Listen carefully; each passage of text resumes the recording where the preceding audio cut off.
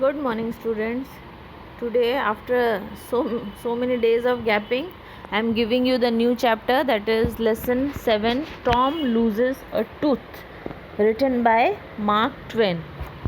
Now I will be reading. You will pay attention to that, and as well as you will keep your book in front of you, opening page 50.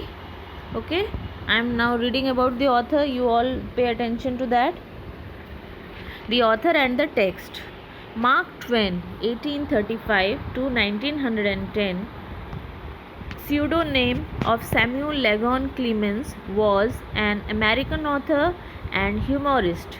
He wrote The Adventure of Tom Sawyer and its sequel. Mark Twain, जो कि हमारे कहानी के writer, that is Tom loses a tooth, उसके writer है mark Twain, जिनका pseudo नाम से मतलब आप लोग जानते हैं क्या है? स्यूडो नाम यानी उपनाम, छद्म नाम यानी छुपाया हुआ नाम, एक्चुअल नाम नहीं है। जब भी वो कोई कहानी या राइटिंग रिलेटेड कुछ भी जब वो लिखते थे तो वो अपना स्यूडो नाम यूज़ करते थे, और वो स्यूडो नाम क्या था? Samuel legend Clemens. और उनका एक्चुअल नाम था मार्क ट्वेन। लेकिन जब वो कोई कहानी लिखते थे, उनकी कहानी जब छपती थी तो उसका नाम उसमें लिखा रहता था सैम्यूल लेगन क्लीमेन। वो एक अमेरिकन ऑथर थे और साथ ही वो एक ह्यूमोरिस्ट थे। ह्यूमोरिस्ट से मतलब ऐसा व्यक्ति जो लोगों को हंसाता हो, उसे कहा जाता है humorist. He wrote the adventure of Tom Sawyer and its sequel. उन्होंने सबसे जो लोगों में प्रचलित होने वाली जो कुछ फेमस बुक्स लिखी थी, जैसे कि adventure of Tom Sawyer and its sequel. Adventure of Tom Sawyer नाम की किताब लिखी थी और उसका सीक्वल भी लिखा था। सीक्वल यानी उसके parts. The adventure of Huckleberry Finn. He help to create and popularize a distinctive line of American literature based on American theme and language. इसके एडवेंचर ऑफ टॉम सॉयर के बाद उन्होंने नेक्स्ट लिखी एडवेंचर ऑफ हकलबेरी फिन, और इसके अलावा उन्होंने एक अमेरिकन लिटरेचर के ऊपर बेस करके उनके लैंग्वेज को यूज़ करते हुए अमेरिकन थीम को, मतलब अमेरिकन के बीच में क्या चलता है, क्या चीज़ पॉपुलर है, कैसा उनका बिहेवियर है, कैसे उनका रहन सहन है, इस चीज़ को वो मेन प्रायोरिटाइज करके उनकी ही लैंग्वेज में उन्होंने कई सारे टेक्स्ट लिखे। This text is an extract from Mark Twain's novel the adventures of Tom Sawyer. ये जो कहानी जो हम पढ़ेंगे इस चैप्टर में, वो उनकी एक एक्सट्रैक्ट है, यानी एक हिस्सा है। कौन सी नॉवेल का? उस नॉवेल का जिसका नाम था adventure of Tom Sawyer.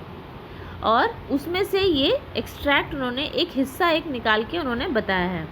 The story is about the childhood pranks of a young boy who is looking for ways to avoid going to school but is caught in his own trap. इस adventure में, इस कहानी में उन्होंने बताया है कि किस तरीके से एक छोटा सा बच्चा जो बहुत ही कम उम्र का है, वो एक प्रैंक करता है, यानी एक मजाक करता है, एक ऐसा सिचुएशन वो क्रिएट करता है जिससे कि वो बच सके स्कूल न जाने के लिए। जैसे हम लोग बचपन में हर कोई बहाना मारता है, मम्मी को बहाना मार के आज स्कूल नहीं जाना मम्मी। मान लो स्कूल में आज कोई टेस्ट लेने वाला है, तुमने पढ़ाई नहीं की है, तो तुम बहाना मारने लगते हो क्या कि मम्मी आज बहुत सिर दुख रहा है, मम्मी आज बहुत पेट दुख रहा है, आज हम स्कूल नहीं जाएंगे, या आज हमारा बहुत मतलब मन ख़राब है, कैसा उल्टी उल्टी जैसा लग रहा है, हम स्कूल नहीं जाएंगे। ये सब बहाना मारते हैं। तो वैसे ही उस बच्चे ने भी इसी तरीके का एक मजाक किया था जो कि उस पर ही भारी पड़ गया, और उसने सोचा था कि वो स्कूल नहीं जाएगा ये बहाना मार के, लेकिन उस बहाने की वजह से वो अपने जाल में खुद फंस गया।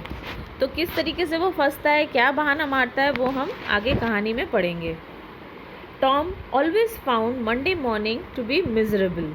Monday began another week's slow suffering in school. Tom को हमेशा पूरे हफ्ते में जो मंडे का दिन था, मंडे की जो सुबह थी, वो सबसे ज़्यादा मिजरेबल लगती थी, सबसे ज़्यादा तकलीफ़दायक लगती थी। क्यों? क्योंकि Monday began another week's slow suffering in school, यानी उसके हिसाब से मंडे जो है वो पूरे हफ्ते की शुरुआत है, और वो सबसे पूरे हफ्ते का सबसे स्लोएस्ट दिन वो सोचता था, क्योंकि मंडे यानी पहला दिन, अभी तो और गिनती करते हुए ट्यूसडे, वेडनेसडे, थर्सडे, फ्राइडे, इस तरीके से दिन बीतते जाएंगे, तो पहला दिन उसे बहुत तकलीफ़दायक, बहुत ही स्लो, हाँ मतलब सफरिंग वाला दिन लगता था स्कूल में। Tom lay thinking, presently he wish that he was sick, then he could stay home from school. Tom सोया हुआ है और सोए सोए वो सोच रहा है। प्रेजेंटली वो पहले सोचता है क्या कि काश मैं बीमार हो जाता, तो फिर मुझे घर में रहने का कोई मुश्किल नहीं होता और मुझे स्कूल नहीं जाना पड़ता और मैं घर में ही आराम से रहता। He investigated his body with the hope of finding some ailment. He thought that he had found symptoms of stomach trouble. फिर वो सोचते सोचते सोचने लगा, अपने बॉडी में ढूंढने लगा। इन्वेस्टिगेट यानी ढूंढना, खोज करना। तो अपने ही बॉडी में वो खोजने लगा कि कुछ ऐसी चीज़ मिल जाए या कुछ ऐसा दिख जाए जिसको शो करके उसे वो दिखा सके कि इस जगह में मुझे ये चीज़ का तकलीफ़ है, इसलिए मैं स्कूल नहीं जाना चाहता हूँ। तो ऐसे ही वो खोज रहा था, तो खोजते खोजते उसे दिखा कि उसे शायद पेट में कुछ गड़बड़ फील हो रहा है, कुछ ट्रबल फील हो रहा है, उसे ऐसा कुछ सिम्टम्स फील हुआ।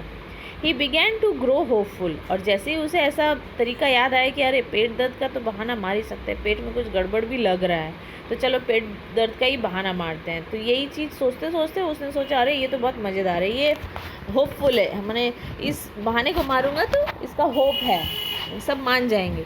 However, the symptoms soon grew feeble and wholly went away. लेकिन थोड़ी ही देर में उसके पेट में जो थोड़ा सा तकलीफ शुरू हुआ ही था वो फिर एकदम ठीक हो गया और गायब हो गया। अब उसके पेट में कोई तकलीफ नहीं है, तो वो सोचने लगा कि अब मैं क्या करूं। Tom thought further. Suddenly he discovered something. One of his upper front teeth was loose.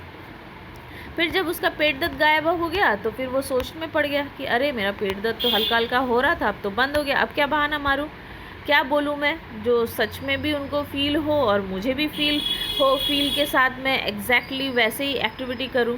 लेकिन उसे कुछ मिल ही नहीं रहा था, तो उसने सोचा क्या करूं क्या करूं। तभी उसे सडनली फिर से एक नया खोज करने लग गया, और खोज करते करते उसने देखा कि उसका जो मुंह का अपर फ्रंट टीथ यानी ऊपर का सामने का पहला दांत जो है वो थोड़ा सा लूज़ है, यानी थोड़ा सा हिल रहा है। ही फेल्ट लकी, तो उसने सोचा अरे चलो ये तो एकदम लक वाला बात है कि चलो एक बहाना मिल गया मुझे, full proof. He was about to groan when it occurred to him that if Aunt Polly was to know, she would surely pull it out and that would hurt. फिर वो उस बहाने को सोच के उस हिसाब से वो मुंह से जैसे ही ग्रोन करने वाला था। ग्रोन यानी हम जब तकलीफ़ में इस टाइप से मुंह से आवाज़ निकालते हैं। देखना जब किसी को बुखार होता है, बहुत तेज़ बुखार अगर किसी को चढ़ जाता है तो मुंह बंद रहने के